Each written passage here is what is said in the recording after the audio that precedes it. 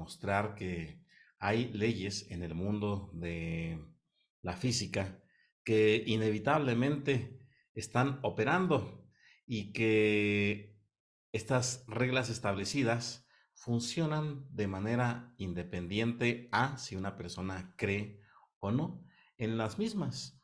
Es decir, que seguramente en tiempos pasados podríamos haber escuchado frases donde las personas mencionaban que aquella forma de manipular energías espirituales únicamente funcionaba si tú crees en ello. Sin embargo, no es así.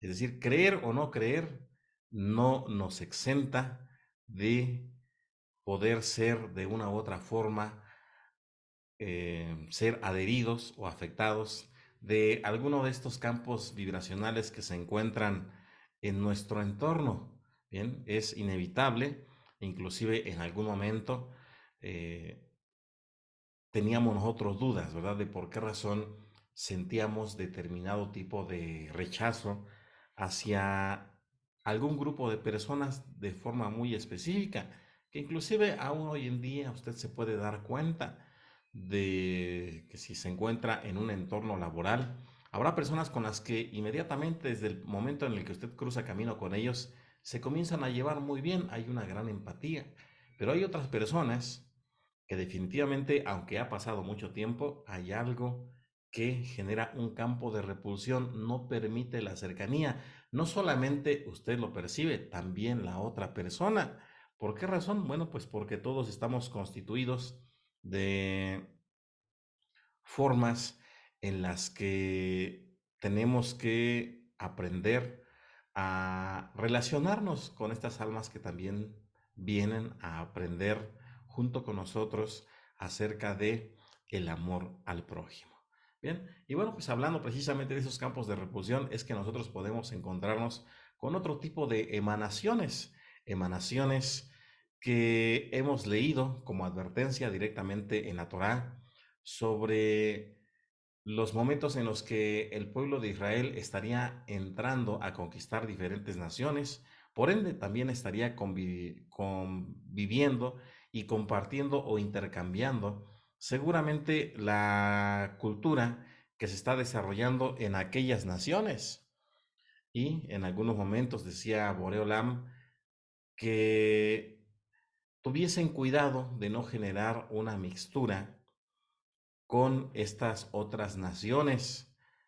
Dice Hashem que las personas generalmente consultan a sus propios sacerdotes, a sus propios profetas, a sus propios guías, y Boriolam dice, a ti no te está permitido, tú de en medio de tu pueblo vas a tener a alguien conforme al corazón de Hashem que te revelará todo lo que tengas que hacer. Por eso mencionamos que en un punto nosotros debemos de forma muy objetiva identificar cuál es el rol que tenía en su momento el sumo sacerdote o el profeta, así como el cabalista. Es decir, que el profeta, autorizado por Hashem, sí tenía que cumplir ciertos requerimientos para poder anunciar al pueblo lo que iba a acontecer en el porvenir. Eso es lo que hace un profeta, un Evihim. Sabe lo que va a ocurrir y conoce la causa que da origen a determinadas situaciones, solo que, como nosotros lo vemos como profetas dentro del Tanaj, lo aceptamos dentro de la cosmogonía, porque decimos, ah, este profeta hace lo mismo que los adivinos de otras naciones, pero este es de Hashem. Tenemos que verlo de forma objetiva. De la misma forma, cuando nosotros vemos o leemos que los sacerdotes ofrecían determinado tipo de sacrificios, también hay una relación aparentemente similar con lo que se hacía en otras culturas. Obviamente, Hashem marca una gran diferencia, que a diferencia de otras naciones, él no requería sacrificios humanos como sí estaban requiriendo precisamente algunas otras religiones de tiempos bíblicos. Recordemos que esta fue la enseñanza primaria que Hashem establece en Abraham cuando pide que sacrifique a Isaac. Entonces, Recordemos que Abraham lo hace, sigue las instrucciones, porque a él no le sorprendía. Él venía de Ur de los Caldeos. Él estaba acostumbrado a que Nimrod, el rey de Babilonia, hiciese eso. El mismo padre de el patriarca Abraham, recordemos, nos dice el Midrash, era uno de los sacerdotes principales que estaban al servicio del rey Nimrod. Por lo tanto, él sabía que su padre, el padre de Abraham vino, hacía eso, ofrecía sacrificios a otras divinidades. Entonces, cuando el Creador le dice, quiero que lleves a tu hijo, lo vas a sacrificar, él no le sorprendió. Otra divinidad, igual que la de todos los demás, piden sacrificio del primogénito. Hashem dice no, lo detiene y dice no, vas a sacrificar un animal en lugar de tu hijo, y de esa forma se comienzan a establecer una serie de rituales que están establecidos en toda la Torah, no se puede ocultar lo que es evidente. Sin embargo, recordemos que esto fue permitido debido a que el pueblo de Israel estaba acostumbrado a ver que las demás naciones lo hicieran.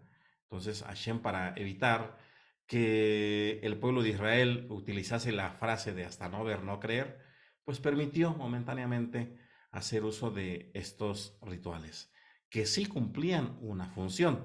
Se dejaron de realizar gran parte de ellos, es cierto, porque algunos de ellos se tenían que realizar mientras se encontraba erigido el Bet Hamikdash o el Templo de Jerusalén. Pero ahí encontramos muchísimas prácticas en las que podemos ver a un profeta, Moisés, convirtiendo el agua en sangre, convocando plagas, siendo el responsable de solicitar la intervención de Samael para la muerte de los primogénitos. Entonces, si nosotros vemos esto desde una perspectiva objetiva y dejando el contexto religioso, seguramente podemos darnos cuenta de que algo está operando siempre desde mundos o universos paralelos donde hay inteligencias responsables de generar comportamientos en el universo físico de Asia, en este caso en toda la naturaleza que nosotros percibimos. Bien, entonces, ¿qué sucede? Bueno, Hashem menciona que hay determinadas prácticas que no se deben de seguir. Seguramente el caso más marcado que nosotros tenemos presente en relación al tema de brujas es en los libros de Samuel, donde se describe cuando el rey Saúl va a consultar a la bruja de Endor. Bien, ahí está en el Tanaj. Hashem había prohibido ya de forma previa el que se consultase y el que habitasen precisamente este tipo de personas. ¿Pero por qué razón? Bueno, pues porque a diferencia o la gran diferencia entre un sumo sacerdote, un cabalista y un brujo, una bruja rechazado por Hashem, prevalece prácticamente la purificación y la preparación de la vasija para que pueda contener revelación de luz pura. En otros casos, obviamente, no había un proceso de preparación previa para otros sacerdotes de otras culturas, y esto les dejaba vulnerables a que la guía que recibiesen sí fuese de otras inteligencias, pero no de inteligencias que realmente iban a contactar de forma positiva con el ser humano. Entonces, por eso, Hashem da ciertas recomendaciones. Bien, vamos, si le parece, a comenzar a compartir la pantalla para estudiar esta segunda parte, esta segunda clase, que lleva por título Cómo protegerse de los males espirituales, continuando con la serie de brujería, mito, ciencia y realidad. Y si le parece, pues vamos a hacer una pequeña recapitulación sobre lo que vimos en la primera clase y